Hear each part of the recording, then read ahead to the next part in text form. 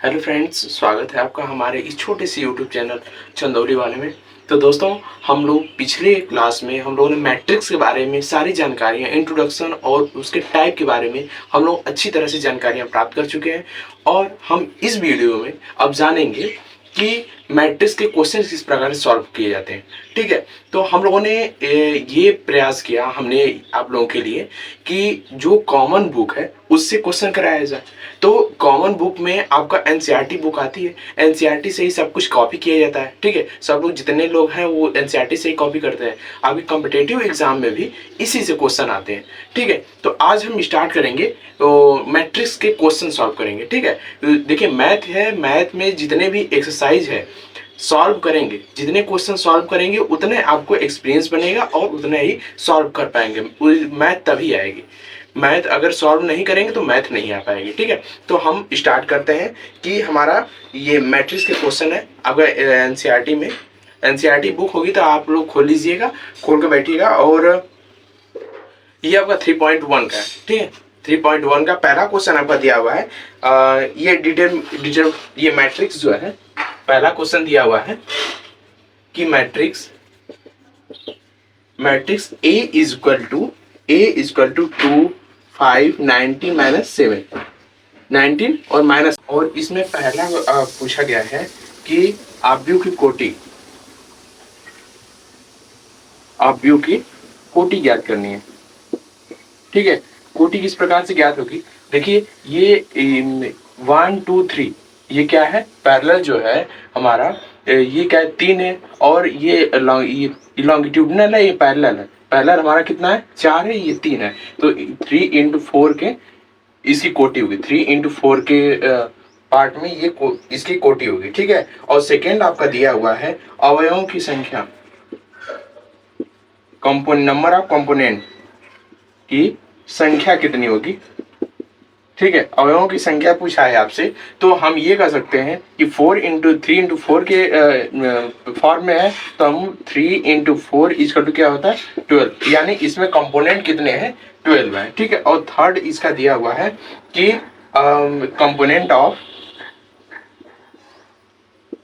Component A1 A13 A21 A33 A24 A23 हमको ये ज्ञात करना है। ठीक है, A12 13 21 33 24 और 23 ये हमको पता लगाना है। तो हम किस प्रकार से पता लगाएं? देखिए ये हमारा 1 है, ये 3 है। ठीक है, ये हमारा 1 है और यहीं से हमारा क्या है, ये पहले जो गया है हमारा 3 है। ठीक है, ये रो है, ये कॉलम है, ये रो है। तो हमारा रो जो है, रो पहला 1 दिया हुआ है और कॉलम क्या दिया हुआ है, 3 दिया हुआ है।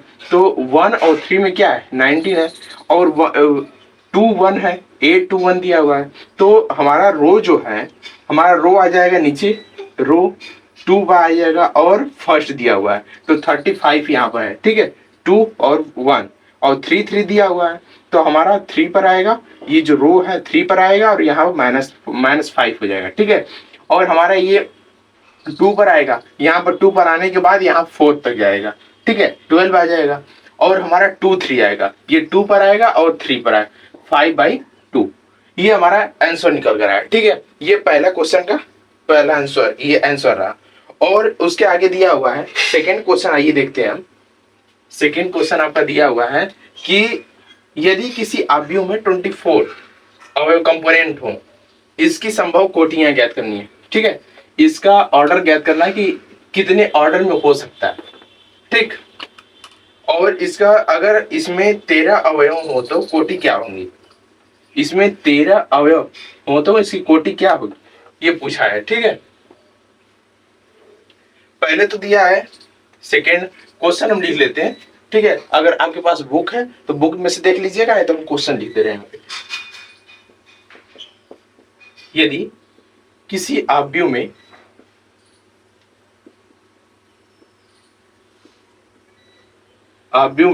24 कंपोनेंट हो,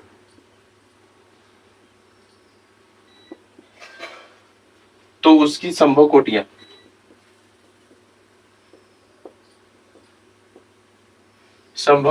ज्ञात करनी है।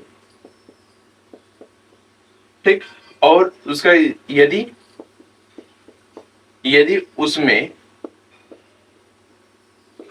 13 कंपोनेंट हो तो इसकी कोटियां ज्ञात करनी है, यानी ऑर्डर ज्ञात करना है। ठीक है,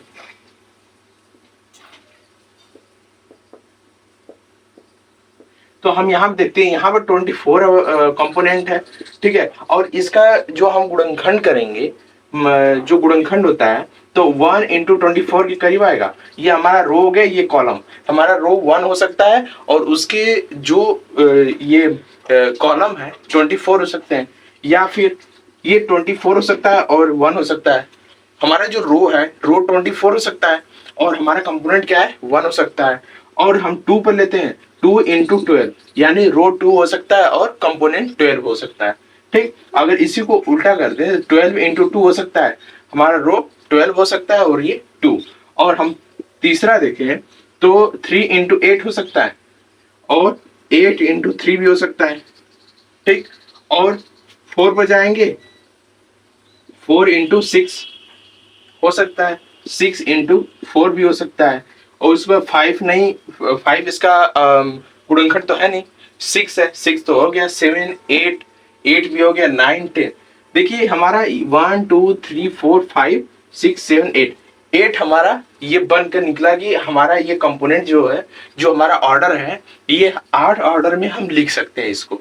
ठीक है, अगर 24 कंपोनेंट रहेंगे तो हमारा जो अवयव होगा, मैट्रिक्स होगा, उसको हम 8 ऑर्डर में लिख सकते हैं। ठीक, और हमारा ये दिया हुआ है कि यदि इसमें 13 कंपोनेंट हो, 13 कंपोनेंट होंगे तो 1 इंटू 13 और 13 इंटू 1, सिर्फ और सिर्फ ये होंगे। इसमें हम लोग को देखना है कि पहले पहले 1 से स्टार्ट करना है। ठीक है, 1 से स्टार्ट करना है, 1 के बाद 2 जाना है, 3 जाना है, 4 जाना है, 5 10 तक जाना है, जहां तक उसमें कंपोनेंट मिल सके। ठीक है, वहां तक जाना है हमको, और उसी से मल्टीप्लिकेशन करके हम लिख सकते हैं। और हमारा यहाँ पे 13 का हो गया।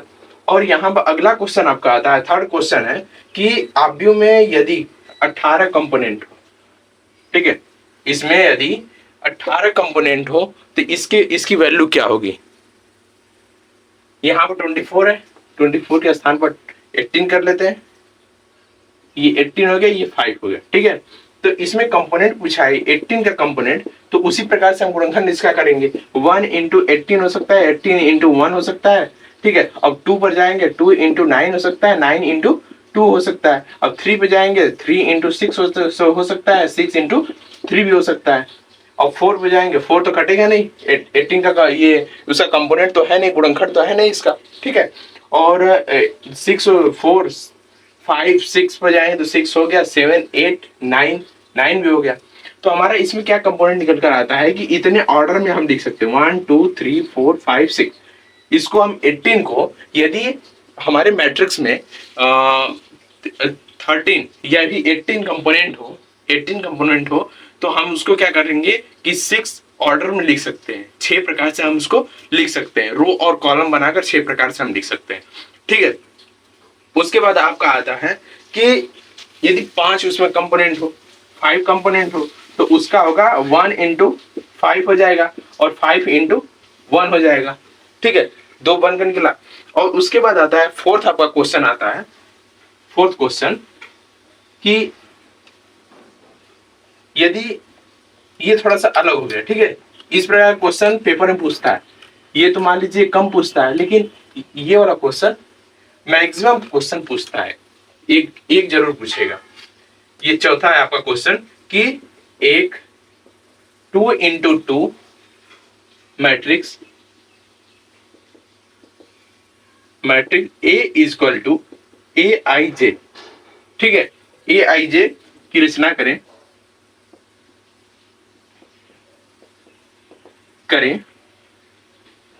जिसके कंपोनेंट, जिसके अवयव निम्न प्रकार है। ठीक है, तो इसके पहला दिया है इसका कि यदि A I J is equal to I plus J हो, ठीक है, स्क्वायर अपॉन 2। यदि आई की वैल्यू देखिए, ये आई जे दिया हुआ है यहाँ पे ना, ए आई जे, यानी ये आई हो गया, ये जे हो गया, यही से कर लीजिए। ठीक है, ज्यादा करने की क्या जरूरत। यहाँ पे ए आई जे, तो ए 2 × 2 के फॉर्म में है, तो हम आई जे की वैल्यू रख देते हैं, 2 + 2 का स्क्वायर हो जाएगा अपॉन 2 हो जाएगा यहाँ पे, तो इक्वल टू 4 का स्क्वायर अपॉन 2 हो जाएगा। तो हम यहाँ पर ये करेंगे तो 4 का स्क्वायर कितना होगा, 16 हो गया अपॉन 2 और इक्वल टू 8। यानी हमारा जो इसके कंपोनेंट होंगे 2 × 2 के फॉर्म में जो कंपोनेंट होगा ये 8 हो सकता है। ठीक है, ये 8 हो सकता है। देखिए यहाँ पर 2 × 2 और इसका स्क्वायर दिया हुआ है। ठीक है, इस फॉर्म में अगर रखना है तो ये जो हमारा दिया हुआ है, ये अवयव दिया हुआ है, इस अवयव में अगर हम रखते हैं इसमें, तो हमारा 2 + 2 हो जाएगा, 2 + 2 का स्क्वायर हो जाएगा, 4 का स्क्वायर हो जाएगा, स्क्वायर होगा तो 16 आएगा और अपॉन 2 यानी 8। और सेकेंड आपका आता है A I J, I upon J, A I J equal to I upon J, यही आता है। तो आई की वैल्यू क्या है, 2 अपॉन 2 है, इक्वल टू 1 हो सकती है। ठीक है, और हमारा थर्ड आता है, थर्ड हमारा आता है A I J equal to I + 2j का स्क्वायर अपॉन 2 इक्वल टू, आई की वैल्यू हमको 2 रखनी है और जे की वैल्यू भी 2 रखनी है, तो 2 + 4 हो जाएगा, 2 × 2 यहाँ पर होगा, 2 × 2 हमारा 4 हो जाएगा का स्क्वायर अपॉन 2 इक्वल टू 2 + 4, 2 + 4 का स्क्वायर अपॉन 2 और 6 हो जाएगा, 6 का स्क्वायर कितना होगा 36 अपॉन 2 इक्वल टू हमारा कितना 18 आएगा। यानी थर्ड का अब हमारा 18 आएगा। ठीक है, और इसी प्रकार से दिया हुआ है पांचवा आपका क्वेश्चन है 3 × 4 के आप व्यू की रचना कीजिए, 3 × 4 मैट्रिक्स की रचना करें, make 3 × 4 matrix and find the value of first दिया हुआ है ए आई जे के फॉर्म में है ये भी, और ए 1/2 - 3i + j। इसका क्वेश्चन पहले हम लिख लेते हैं, उसके बाद देखिए अगर बुक हो तो आपको आसानी रहेगी, नहीं होगी तो फिर पीडीएफ डाउनलोड कर लीजिए। ठीक, और 5 आपका क्वेश्चन आता है पांचवा कि एक 3 × 4 अव्यू, ठीक है, 3 × 4 अव्यू की रचना करें जिसके कंपोनेंट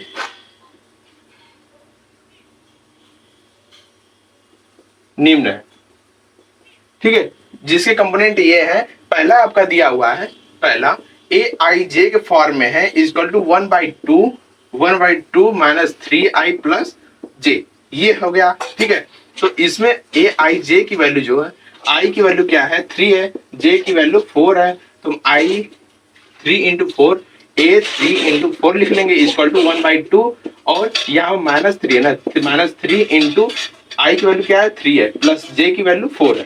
ठीक है, तो इक्वल टू 1/2 और -9 + 4 हो जाएगा यहाँ पे, और इक्वल टू 1/2, और यहाँ से अगर हम इसको सॉल्व करें -9 + 4 तो हमारा क्या निकल कर आएगा, ये 5 निकल कर आएगा, 5/2, यानी A3 × 4 इसका कंपोनेंट 5/2 आ गया। ठीक है, इतना आ गया। और सेकेंड आपका आता है, यहीं पे इसको सेकेंड को सॉल्व कर लेते हैं कि ए I J equal to 2i - j, ये आपका आता है A3 × 4 equal to 2 × 3 - 4 equal to 6 - 4 equal to 2, यानी हमारा 2 निकल कर आया। ठीक है, ये सेकेंड वाले का 2 कंपोनेंट निकल कर आया। और छठवां आपका आता है, 6 नंबर आपका क्वेश्चन है, इसमें आपको सिर्फ और सिर्फ x और y की वैल्यू निकालनी है। किस प्रकार से कंपोनेंट को सेम मानकर, उसके इक्वल मानकर उसका x और y दे दिया, a b दे दिया, इस प्रकार से अदरवाइज ये क्वेश्चन देता है उसको हम सॉल्व करके इसका निकालेंगे। ठीक है, आंसर। तो हमारा 6 नंबर क्वेश्चन आता है कि पहला है 6 का पहला कि 4 3 दे दिया, x 5 दे दिया, ठीक, x 5 दे दिया और इक्वल टू y z 1 5, ये आपको दे दिया। अगर ये वाला इसके इक्वल है, ये वाला मैट्रिक्स इसके इक्वल है, तो हमारा जो इसमें कंपोनेंट होगा वो भी तो इक्वल होना चाहिए। तो y की वैल्यू देखिए, y की वैल्यू यहाँ पे क्या है 4 है, तो 4y = 4 और z = क्या आएगा 3 आ गया, और x का वैल्यू यहाँ पे दिया हुआ है।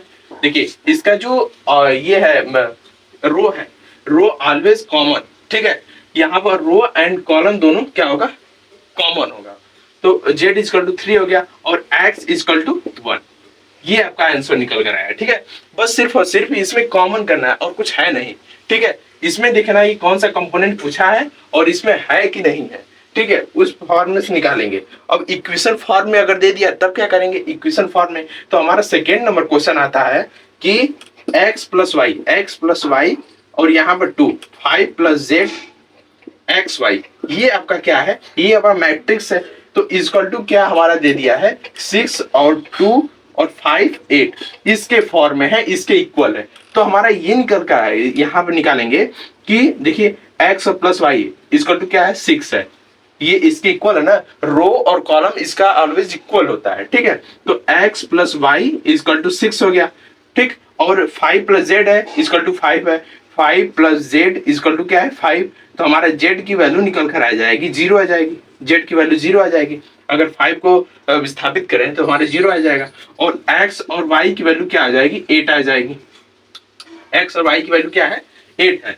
तो हमको क्या निकालना है x और y की वैल्यू। ठीक, x और y की वैल्यू निकालनी है। तो हमारा ऐसा कोई कंपोनेंट कि x और y दिया हुआ है कि दोनों को जोड़ें अगर तो 6 आए और मल्टीप्लाई करें तो 8 आए। तो हम यहाँ भी ये कर सकते हैं 4 प्लस 2 हो सकता है equal to 6, 4 into 2 equal to क्या हो सकता है 8।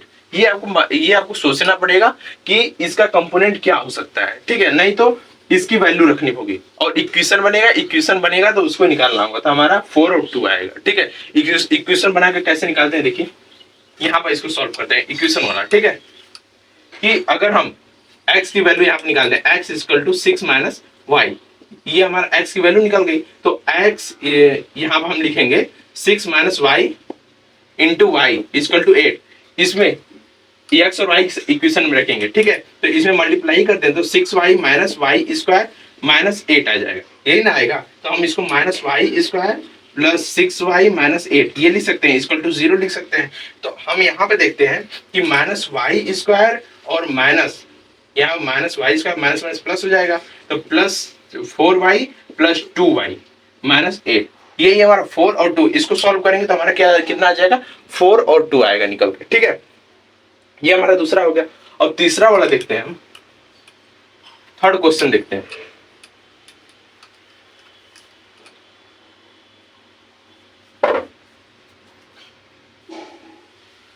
यहाँ पर थर्ड क्वेश्चन दिया हुआ है यहाँ पे तीसरा नंबर कि x plus Y plus Z, X plus Y plus Z और x plus Z Y plus Z, ये आपका क्या दिया हुआ है मैट्रिक्स दिया हुआ है इक्वल टू हमारा 9 5 7, इसके इक्वल है। ठीक है, और x y z की वैल्यू निकालनी है, हम तीनों की वैल्यू निकालनी है। तो किस प्रकार से इसको देखिए, इस प्रकार के क्वेश्चन को हम इक्वेशन बनाकर भी निकाल सकते हैं और डायरेक्ट भी निकाल सकते हैं। अगर आप कई क्वेश्चन सॉल्व किए हैं, बार बार क्वेश्चन इस प्रकार के क्वेश्चन को सॉल्व किए हैं तो आप डायरेक्ट भी कर सकते हैं। ठीक है, तो हमारा देखिए x plus Y plus Z equal to 9 हो गया और x और z की वैल्यू कितनी है हमारी 5 है। 5 प्लस वाई इक्वल टू 9, तो y की वैल्यू कितनी आएगी 9 माइनस 5, तो y इक्वल टू 4 आ गई। y की वैल्यू कितनी आ गई 4 आ गई और हमको z की वैल्यू निकालनी है। तो इसी इक्वेशन में ये पहला इक्वेशन मान लीजिए, ये पहले इक्वेशन में हम x और z की वैल्यू y और z की वैल्यू रखेंगे, y और z की, तो हमारा x की वैल्यू निकल जाएगी। x प्लस वाई जेड की वैल्यू कितनी है 7 है equal to 9, x equal to 9 minus 7, तो x इक्वल टू 2, ये हमारी 2 आ गई वैल्यू। ठीक, x की वैल्यू 2 आ गई, y की वैल्यू 4 आ गई। तो हमको क्या निकालना है बस z की वैल्यू। तो z की वैल्यू हमारी y plus Z equal to क्या है 7 है। तो इस इक्वेशन में अगर रख दें y की वैल्यू तो हमारी y की वैल्यू 4 है प्लस z इक्वल टू 7, तो हमारा z इक्वल टू 7 माइनस 4, तो z इक्वल टू 3 आ जाएगा। ठीक है, x y और z ये तीनों की वैल्यू, y की वैल्यू 4, x की वैल्यू 2 और z की वैल्यू 3, ये तीनों की वैल्यू आ गई। अगर इसमें रखकर इसको जोड़े हैं तो हमारा 9 आ जाएगा, ये वाला x z 5 आ जाएगा। ठीक है, बस यही इक्वेशन इस प्रकार से बनाकर हमको सॉल्व करना है। इक्वल कर दीजिए ना, अगर कोई भी प्रॉब्लम हो रहा है उसके इक्वल कर दीजिए, जो LHS है उसको RHS से इक्वल कर दीजिए, लेफ्ट हैंड साइड को राइट हैंड साइड से। ठीक है, और आपका सातवां क्वेश्चन आता है, सातवां क्वेश्चन कि यही दिया हुआ है, बस इसका ABCD की फॉर्म दे दिया है और इक्वेशन पूछा है। थोड़ा सा इसको ज्यादा बड़ा इक्वेशन, थोड़ा सा बड़ा इक्वेशन दे दिया है। ये छोटा छोटा इक्वेशन है, ठीक है। इसको हम देखते हैं कि 7वां क्वेश्चन आपका है कि a माइनस बी और 2a माइनस बी, ठीक है, और 2a प्लस सी, यहाँ पर 3c प्लस डी, ये आपका दिया हुआ है, इक्वल टू -15013, ये आपका दिया हुआ है, ठीक, 13 दिया हुआ। और हमको निकालना, देखिए a minus B equal to -1, a minus B equal to -1, ये आपका आ गया, और 2a plus C equal to 5 आ गया, ठीक है, और 2a minus B equal to 0 और 3c minus D equal to 13, ये आपको हमारा आ गया। और इसमें रखकर हमको इक्वेशन निकालना है, ठीक है। तो a माइनस बी जो है, हमको a की वैल्यू निकालनी है, इसे a equal to 1 -1 plus b हो सकता है, ये वाली वैल्यू।